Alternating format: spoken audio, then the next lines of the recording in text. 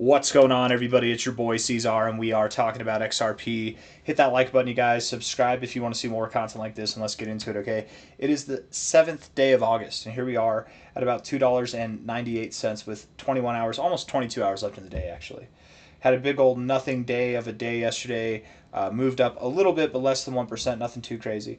Overall, you're still in this kind of consolidation phase here with lower highs and lower lows. Of course, you are in an uptrend. You've got higher lows and higher highs here. You're doing well, breaking out of this trend overall and looking to move up higher. It's actually very common to have an impulsive move like this, consolidate down nice and tight like this, and then continue to rally. I'm very confident that we do rally. But the question is, have we found our low? Are we going lower? Are we when do we move higher? All these things. What price levels should we watch and pay attention to? So let's go over that now. I want to take this low. This low is nice. Maybe we should take this high. Let's take this high to this low.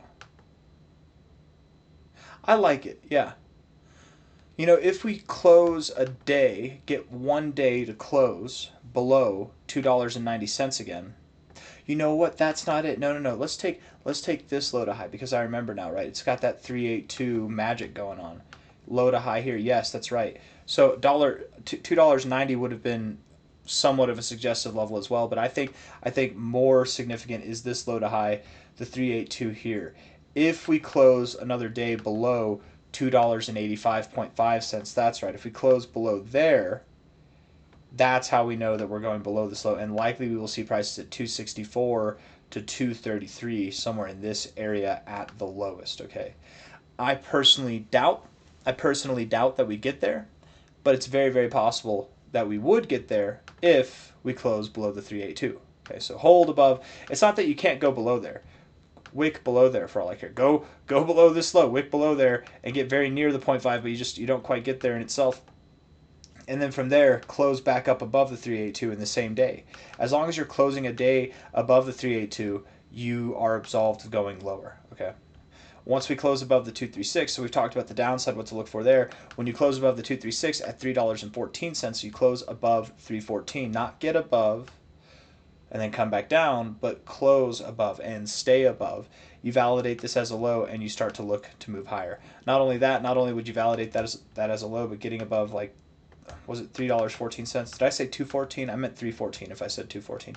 When you get above here, you're also breaking out of your downtrend here, your consolidation phase, and you will have a high here, and you will have a higher high as well, and that should validate the idea that we are in fact moving to that next phase higher. Now, what will that next phase higher look like? If we take this in the perspective of it being a bull flag from a low to a high here, the bull flag measured move would take you up to about $4.45.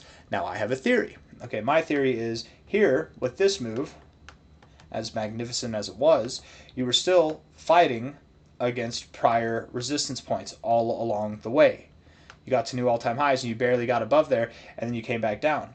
Now, XRP is kind of in this state where everybody who's invested, whether you invested at the top, you've decided to buy the dip, you bought throughout all this time here, you sold at this time and then FOMO'd back in at the top there, regardless of who you are. Everybody who's invested right now is waiting for this thing to move up. Nobody's selling here, man. No, maybe some traders, maybe there's some traders doing, like leverage trades and stuff like that, but other than that, there's no selling going on, right? We all know it's about to happen. So my thoughts are, here, you fought back at prior resistance points, even though you moved up rather swiftly. You still had prior resistance points holding you back. Here, you're going to be moving up to new all-time highs very fresh, right? Even half of this move, you're going to be at new all-time highs. There's going to be nothing holding you back. And everybody who bought, they're probably not going to sell right immediately once we get to new all-time highs. There's probably going to be more FOMO than there is selling pressure as we're moving higher. So my thought that I'm alluding to is that I don't think that we'll stop here. That's the measure move of this bull flag. I don't think that we'll stop there. I think that we will exceed this target and see a more bullish avenue take place. So if we're looking at this here from a high to a relative low, that is right there at your 1272, 1414 area, a little bit below there. I would contest that instead what we do is probably move up to the 1414, a little bit above there, right? A little bit above this move, something larger than what we saw here. That's my expectation. Now, if we take it from the context of this low here to the high, and it's a bigger move overall, then perhaps we go up to the golden ratio at 538. Perhaps we even go higher than that. We go up to 650 or $7.15. These are all targets that we could achieve by the end of this month of August. I'm convinced at this point, sitting here at $2.98, that XRP will see prices at $5.38 to $7.15 by the end of August. I'm convinced that that's where you're going to go. And then from there, you'll consolidate a little bit, maybe going into the end of the month and the beginning of September, and then you'll start to move up higher, ultimately taking you sometime in September to prices that are all the way up at 11.32 at a minimum to 16.37 at a maximum, somewhere in this target area there. That's the expectation. That's my expectation personally. If we're looking at this on a short-term time frame here, on the 1 hour, it is a bearish trend, right? A little bit of a bearish trend. The RSI has broken out of a downtrend here with lower lows and lower highs, and potentially now you're forming an uptrend. So you're kind of at an area where you'd expect to bounce, being here at the 50, and then also with a higher low on your uptrend, it might be a good area to find support and then move up. I like it. I mean, overall, it looks bullish. Getting overbought, rejecting the oversold zone, even getting a double bottom on it, and now you're back above the 50, right at an area where you might expect to find support. I like it. Go a little bit lower even. It's fine. And then come up. I think that you will come up. I don't think that you go too much lower, if at all. Okay. Stochastics look like you want to go down a little bit, but you're also at an area where you found resistance here, resistance there, support there. Maybe you do find support here and you move back up. The MACD has crossed above the 0 line. I think you got more good things going for you than bearish things. I want to say that you're going to move up rather immediately here. Like today's going to be, should be a good day. More than just a 1% growth like we saw yesterday. Stochastics kind of at an area to find resistance. That's the opposite of what you want to see. RSI does look more bearish than bullish. That's the opposite of what you want to see. And the MACD, I think you got some good stuff going on with the MACD, man. You rejected the 0, but now you're coming back to it. I would think you break through it. That's actually very indicative that you will see higher prices. There's good things and bad things going on with the 4 hour, but I would say there's more bad things than good things. But that MACD, that is powerful. That's like a standalone good thing, but man, it's a powerful good thing to have on your side. That's for damn sure. The RSI is in a bearish posturing now, but I mean, or I should say it's bearish overall, but it has the potential to be bullish. Maybe you are in a bullish posturing. I don't know. Time will tell. I mean, bouncing off the 40 and finding resistance above the 60, that actually is good, but getting oversold and not getting overbought is bad. I would say overall it's more bad than good, but you are set up to see some good come from this if you can move up higher, and that MACD just might save the day. I don't know. Time will tell. We'll see. Low here to this high here. 0.5, 236. Oof. Good things and bad things, my friends. Oh.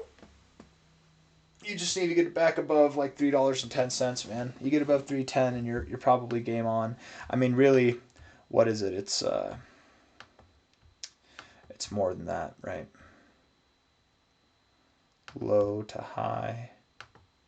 Really, it's $3.14, but once you get above there on a daily closing basis, you should be moving up higher. I don't really have anything else that I want to say, guys. I don't think you're moving lower, but if you were to move lower from here, I would hope that you hold 285. So you're at 298 now, so nothing too crazy.